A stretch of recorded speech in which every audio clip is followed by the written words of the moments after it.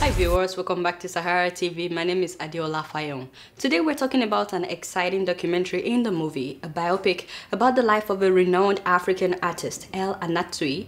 Some people call him El Anatsui. He's originally from Ghana, but he's been based in Nigeria for decades and has been a teacher at the University of Nigeria, Nsukka, for 4 decades. He's a teacher, a philosopher, a sculptor, is everything. His works have been displayed in various museums all over the world, from London to Tokyo to Paris to New York to Lagos. He's especially known for using what we would call junk to create amazing masterpieces, such as using bottle tops to create amazing masterpieces. And to talk to us today about the life of El, as well as the documentary in the making, is none other than the executive producer of this documentary, who herself has been a journalist for several years and has worked for various media houses in Nigeria, South Africa, and the US.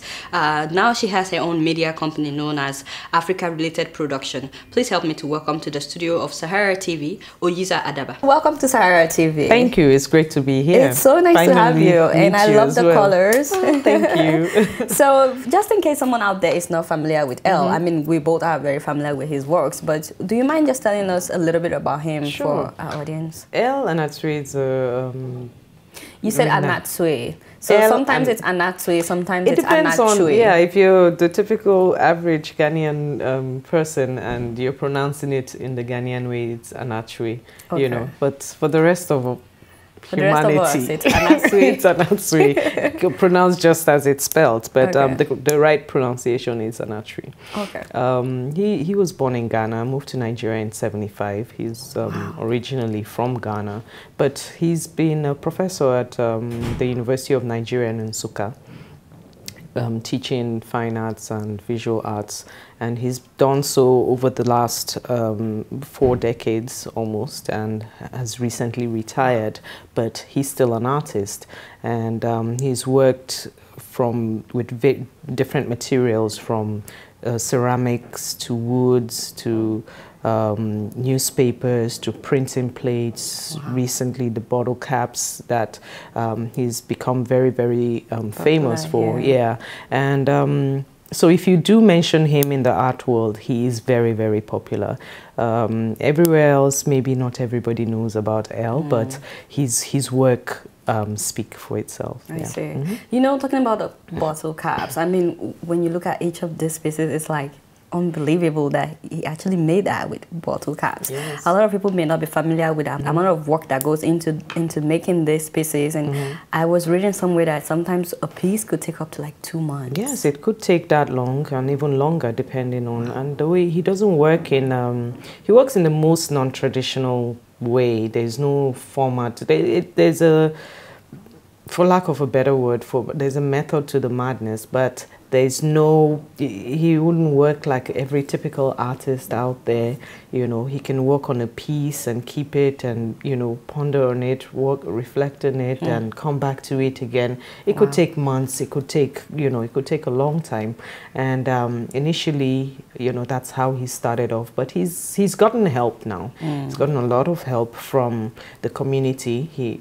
It's interesting to note that he employs a lot of young men in Nsukka there that come and work in the studio, and you know and they work and they go. Interestingly, my first interview with El was in 2005 when I went from New York to Nsukka to interview him, and meeting some of these young people and going back again very recently and seeing them. They're men, you know, some are married, some have their masters, you know, they carry on their lives, and you see how El's work and his art and his, you know, his personality, you know, translates into, you know, means of livelihood for these young men. So that's the good aspect of And his work. you know, when I look at the bottle caps, I mean, we should probably talk about other things that he's done as well. But when I look at that, the message that I get is that nothing really is a waste. Anything can still be recycled. You just have to know how to use it. What kind of messages do you think that he's trying to pass across with his artworks? Well, Elle's works are very, very deep, you know, from the piecing, from the thought process to start with, then doing the actual work, piecing it together, letting it tell a story, carry a message. It's very, very deep, very, very profound, you know, the messages that he ends up with. But generally speaking, it just teaches us that nothing is wasted, nothing is dead. Nothing is even recycled, so to say, because the continuity of these lives, you look at the bottle tops that have their own significance. A lot of them are alcoholic drinks, which on its own were a means of trade back in, you know, during the slave trade. And it has those type of deep, profound meanings to it. And he's taken those and created, you know, beautiful masterpieces that you'd see it from a distance and you say, oh wow, and you have no idea. Beautiful tapestry. Then you move closer and then you see chicken wires, you see alomo bitters, gin. That's creativity right there. So you see all sorts of and then it tells me that beauty can be found in anything. In anything. He's worked with wood, discarded wood. He's worked with discarded printing plates. He's worked with newspapers, created amazing things that ordinarily people would just throw away. You just throw it away. Wait a minute, and I see beauty in it. I remember my interview with him in 2005. You know, he used to walk around all over the place, you know, picking things up, collecting, gathering. You know, now he has an arrangement with the distillers, the bottling companies, where, you know, they actually keep some of these materials from. And to think that today some of his pieces sell for like how much? A lot. He's doing well. He's doing really well. He's doing well. And you know, some of his works have been displayed in museums all over the world. And then they've used he calls them metallic fabrics, right? They've used them to cover places like where? Yeah, the Royal Academy. In London, yeah, it was covered. As well as Brooklyn Bridge. The Brooklyn Bridge, that happened. In Paris, that happened in 2013. So that his works are monumental. They can cover whole buildings. They can fit into, you know, little spaces. I think that's part of the message he tries to portray with his works as well. The fluidity of it. You know, he can have a piece here and move it around, and it turns into something else, or it reflects a different message. So his work is not static at all. It's very, very fluid, and it carries that on. And that's why the movie is going to be exciting. Yes, yes. How's the shooting going along? The shooting is fine. It's very tedious because he's a very busy man. Yes, I have it's to tedious smile. And you're smiling. I have to smile this is good. He's 70 years old. Wow. He moves. He's faster in good shape. Than I. He's in good shape. He's in amazing shape. I remember one of the scenes that we went to tape in Nsukka was him exercising, you know, and he had to, you know, he does his early morning walks. He does, he plays squash, you know, and I had to, you know. Keep up. I'm like, wait for me. You know, but he's very energetic, you know, very active still, mentally, physically, and it's such an inspiring That's a message story. On it. Yes, absolutely. And you know how the shooting is going. We've filmed in many different countries that he's exhibited since 2013, and we've been with him in Nsukka. We've been with him in Ghana. We're going back to Ghana again. There are lots of different elements we've thrown into the film, especially given that we've been given this opportunity to tell his story from an African perspective. So there are a lot of things that, you know, one could easily ignore, but you take it and you look at it and I'm like, oh, this means, you know, certain festivals, cultures, rituals, you know, family background. So really this story is being told by the people that know him best, and it's being told from where he's coming from. You know, he's coming from Ghana, steeped in tradition and culture and colors, and there's so many elements to it that, you know, we're trying to piece together, we're trying to blend in to tell it. Of course, people should expect to see him at work in this movie, as well as so many places where his works have been displayed.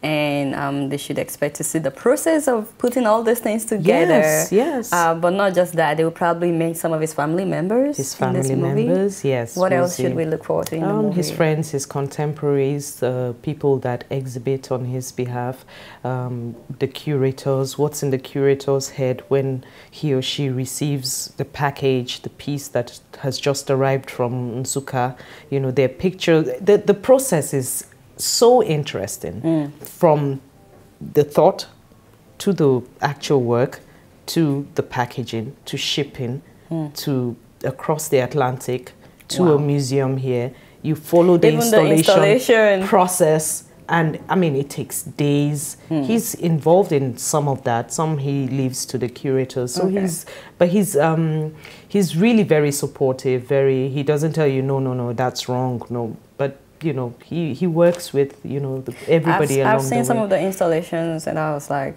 this is beyond something that you can just hang with your hands. You need cranes, you need architects, you need some architectural firms, you know, to support. And so this movie is coming out in 2015. 2015? Yes. Okay. I think by the fall of 2015. Okay. Yes. And will it premiere in New York? We plan to have a 3-city premiere in New York, in Lagos, and in his home country of Ghana. What about London? London too. 4. We'll take it as far as we can. We really want people to know, not just it's not driven by fame or by, you know, but it's really driven by the message. You know, he's already a famous man, whether you can't take that away from him. He's already, and I think it's good you're doing this while he's alive, you know. So many people, they do this after they're gone. It's good because he's also part of the movie itself. So that makes it even better. And so it's going to come out in the fall of 2015, and eventually we'll be able to get it on DVDs, right? Yes, we'll be able to get it on DVD to be educational tools. We use in schools, in arts courses. So how can people be part of this project? How can viewers be part of this project? Well, I mean, if you check out our website, that is africarelated.net, you'll be able to see more about it.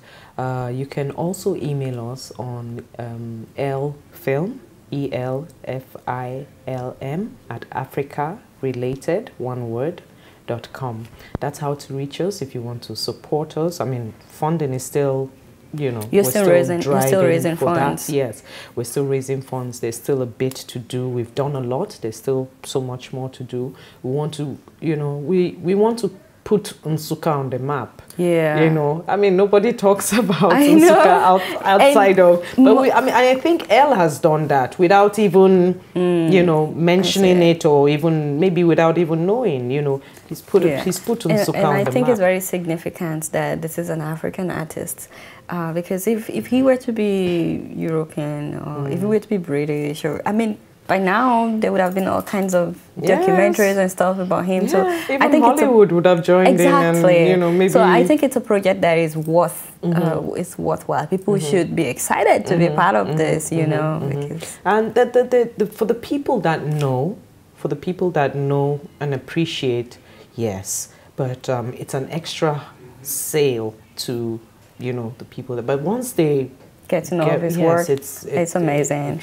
And you know, you said the other time, you said he's doing really well in terms of you know, how much his works are worth.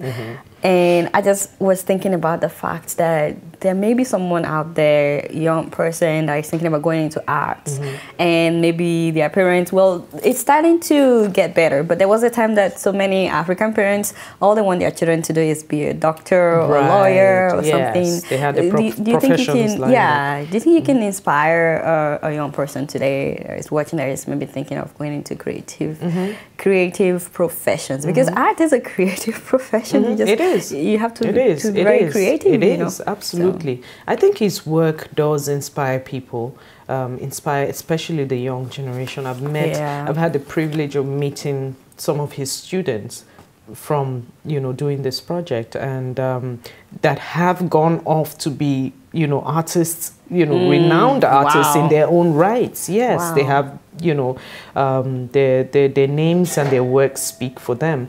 And so when you hear things like that, definitely you're encouraged. I would be encouraged as a young person that, not only am I not working with the, traditional way of doing things, and but he's taking it differently. He's taking it to a different new dimension right now, where he teaches you that you can work with anything, and art can be formed, beauty can be achieved from practically anything.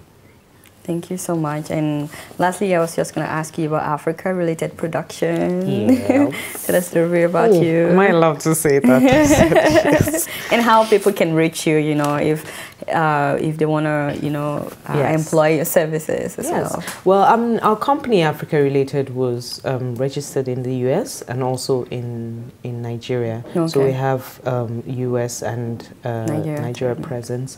And we work mainly in content development. We work in the media, but work in content development, building content for television stations, radio stations, print. We do a lot of photography. We do a lot of productions, documentaries, TV series. We also, this is really our first film project, but we're looking at, I'm glad it is our first.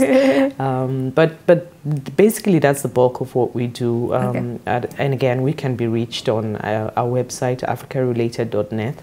All our contact information can be found there. If you're having any difficulty, just email us info@africarelated.net. Thank you so much. It's very nice to have you in the studio once again. Thank you so much. I can't wait to see the movie. Yes. And I saw you taking pictures, so I know you're part of the production. You're not just the executive producer. So I know we do. And it's interesting that you mentioned that, because Elle is a very quiet person. He has a very mellow, calm persona. That's how he comes off. That's how he is. And in producing the movie, our crew and everybody else that worked in production, we've had to carefully select, the people that we work with, have the same work ethics and approach, So it's not too noisy around us when we're with him. I could tell he doesn't really like noise, because he told the people that were working for him to keep it quiet. I saw that in the video. All right. Thank you once again for coming on. It's very nice. Thank you, Adiola. Thank you so much. All right, viewers, that has been Oyiza Adaba, and I'm sure that you've enjoyed everything she told us today about the upcoming movie. You don't want to miss it. The Anatsui biopic film is coming up next fall. And stay tuned. We'll be right back.